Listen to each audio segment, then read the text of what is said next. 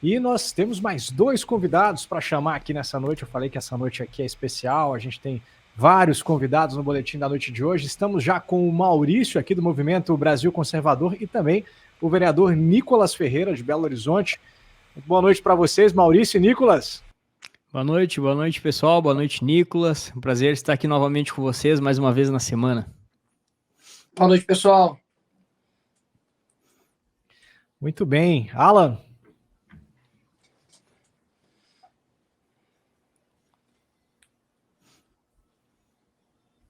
Alan, não fala que foi a PF não, misericórdia. Daqui a pouco o Alan volta aqui. Bom, eu vou chamar os nossos convidados para a gente comentar um pouquinho de pauta aqui também. Nosso telespectador certamente quer ver a gente comentar os assuntos também aqui do dia, né? E vamos começar, eu queria começar comentando com vocês aqui, né, junto com o André, que está conosco aqui na bancada, sobre, a gente começou a falar disso, sobre essa queda de audiência da TV Globo, né? É comum que as TVs abertas registrem aí seus piores níveis de audiência no mês de dezembro, que é um período em que as férias começam, as pessoas se afastam um pouco da TV. No entanto, a TV Globo viu um índice diferente em seus dados divulgados pelo Ibope TV aberta no mês de junho. Apesar de ainda ser líder de audiência, a emissora registrou seus piores índices de audiência para o mês de junho em toda sua história. Os dados são tanto para a sua média nacional quanto na Grande São Paulo, o principal mercado da publicidade nacional. O Ibope da emissora carioca foi ainda menor que o de dezembro de 2020. Nas 15 maiores regiões metropolitanas, o índice representou uma queda de 6% na comparação com maio, além do registro de junho em relação aos outros anos. O número apontou que foi o terceiro mês consecutivo de perda de audiência da TV Globo. Bom, vou começar aí com o Nicolas. Então, a gente é o famoso meme, né? Eu fico triste com uma notícia dessa, né? Que coisa boa, né, de ouvir. Graças a Deus, uma emissora, né, que era um campo fértil para destruição de valores, destruição de princípios e tudo, né, que é de ruim aqui no Brasil passa a ter um alcance menor.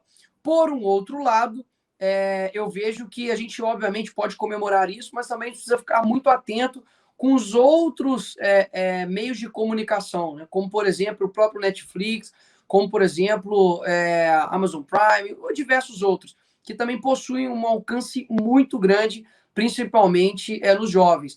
Então, tem inclusive uma pesquisa feita com o seriado Gambito da Rainha, que estreou 23 de outubro do ano passado, e em um mês o livro virou best-seller, atingiu o pico da década de pesquisas, né, no Google do como jogar xadrez. Então, se eles estão conseguindo, né, fazer isso com o tema xadrez, né, o que eles não fazem, né, com a sua sexualidade, com a sua sensualidade, com o seu conceito de família, com seus valores e princípios. Então, eu acho que é uma vitória muito grande, né? Todas as batalhas são importantes da Globo, mas a gente também precisa ficar muito atento também, porque alguém está ocupando aí o espaço da Globo nisso aí. Mas que bom que a Globo tá sendo destruída aí aos poucos até fechar por completo, se Deus quiser. Maurício, queria saber de você o que você acha que se deve a essa queda de audiência. É de fato uma perda de credibilidade? A população começa a acordar ou não aguenta mais ver tanta notícia ruim só de Covid, CPI do circo, né? E toda essa caça aí ao presidente Bolsonaro. Como é que você vê essa queda de audiência aí da TV Globo? Bom, pessoal, para mim fica bem claro, né, que a Globo não representa só, esses números não representam só uma queda da Globo, né, representa de todos esses organismos que viviam de uma mamata. A audiência que a Globo tinha era muito artificial. Eu lembro de algumas campanhas que nós fizemos nas redes sociais, sobretudo no Twitter, para que as pessoas deixassem de assistir a Globo, desligassem a TV em casa. E, por incrível que pareça, muitas pessoas respondiam que continuavam assistindo a Globo por conta do futebol, por conta de algumas programações exclusivas. E a gente vê que sem a mamata, por conta própria, né, sem o dinheiro que foi passado para eles, retirado dos trabalhadores, eles não conseguem mais manter essa exclusividade e eu vejo aí muito dessa queda da audiência também por conta disso. O futebol, agora a gente tem o SBT aí transmitindo, o pessoal gostando muito, então a gente percebe que as pessoas que assistiam por conta do futebol não era pela qualidade da transmissão, não era pelos narradores, porque a gente sabe que ninguém aguenta aquela militância do Casagrande, do Galvão Bueno, que sempre houve as campanhas, né, do Cala a Boca Galvão, ninguém aguentava aquilo, e o futebol, eles perderam, né, esse monopólio, e a gente vê a audiência também caindo por conta disso. Mas é claro que ninguém aguenta mais, como bem o Cássio falou, a questão do Covid. As pessoas não aguentam mais essa propaganda, e ficou claro que é uma manipulação para instaurar um caos no Brasil. Vocês veem que dificilmente eles vão falar de algum número positivo, tanto em relação ao país, seja o Estado, mas, sobretudo, quando tem algum ponto em ligação com o governo federal. Então, a Globo, por ter perdido a mamata, assim como vários outros organismos, eles estão desesperados. A gente vê o desespero. Quando a gente vê aí, ouve notícias de que o Jornal Nacional, mais uma vez, atacou Jair Bolsonaro, que o programa lá da Fátima, né, segue atacando, que é um programa de militância, claro, eles abandonaram o jornalismo, abandonaram a informação que era passada para as pessoas até certo período, e hoje eles serve mais como um diagnóstico. Nós podemos olhar para essa programação da Globo como um diagnóstico do sistema esperneando contra a eleição em 2018 de Jair Bolsonaro e a grande possibilidade dele ser reeleito se nós tivermos o voto impresso, que é fundamental para isso. E o que acontece, pegando um gancho aí, ô Maurício, as pessoas, resumidamente, estão cansadas de mentira, cara.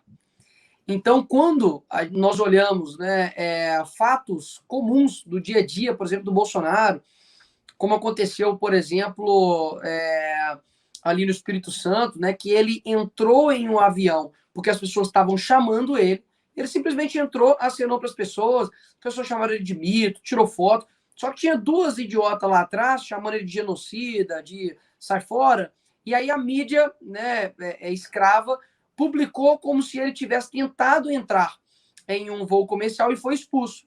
Só que nisso, a pessoa basta entrar no WhatsApp dela, né, porque a tia do Zap já vai ter mandado o vídeo verdadeiro, ela vai olhar e vai falar, pô, isso aqui é mentira, né? Na verdade, o que eu tô vendo aqui, o vídeo que o Bolsonaro postou é verdade. Então as pessoas estão cansadas de se alimentar de mentira, porque sabem que algumas narrativas estão tão fáceis de serem destruídas que a mídia convencional, né, essa mídia escrava, já não convence mais. Porque a verdade, ela é fácil, né, de se ver. Então, quando as pessoas falam, olha, o Lula está com a popularidade, né, a popularidade do Bolsonaro está caindo. E o cara abre o WhatsApp lazão dele, lá, do tiozão. Ele abre o Facebook, né, e fala, uai, e essa motociata aqui em São Paulo? Né, e essa motociata aqui em tal lugar? Por que o Bolsonaro vai no Espírito Santo e é recebido uma multidão de pessoas e isso não é divulgado? Então, as pessoas que começam a ingerir verdade começam a também se tornar defensoras dela e ficam nervosos com a injustiça que a Globo, por exemplo, faz. Então, a Globo é tão mentirosa, ela é tão, como você disse, né, não orgânica, né, ela é artificial, que as pessoas falam, poxa, eu não vou mais consumir isso aqui mais. Né, eu vou consumir um Terça Livre, vou consumir um Lacombe, vou consumir um Guilherme Fiuza, vou consumir essas pessoas porque, de fato, eles falam a verdade. Né? Resumidamente, eu acho também que é isso aí. E a gente viu que todas essas tentativas, CPI das fake news, todos esses teatros que foram realizados, agora os inquéritos, me parece que eles não são mais nada do que um diagnóstico também do desespero das grandes mídias por acabar, junto com a esquerda, com a liberdade de expressão na internet, por acabar com essa liberdade das pessoas poderem conferir elas mesmas a realidade, terem um acesso direto com o presidente da República, terem acesso direto à informação, sem depender deles. Eles precisam, para sobreviver, recuperar esse monopólio da informação. E isso passa por uma censura na internet, né? Calar os conservadores. Então a gente consegue enxergar num plano de fundo aí toda essa atuação em conjunto. E quando o Lula diz que eles precisam que talvez um dos grandes erros deles foram não ter regulamentado os meios de comunicação e principalmente a internet, a gente vê uma demanda também das grandes mídias que precisam recuperar esse monopólio através da vitória nas eleições da esquerda para que eles consigam isso, né?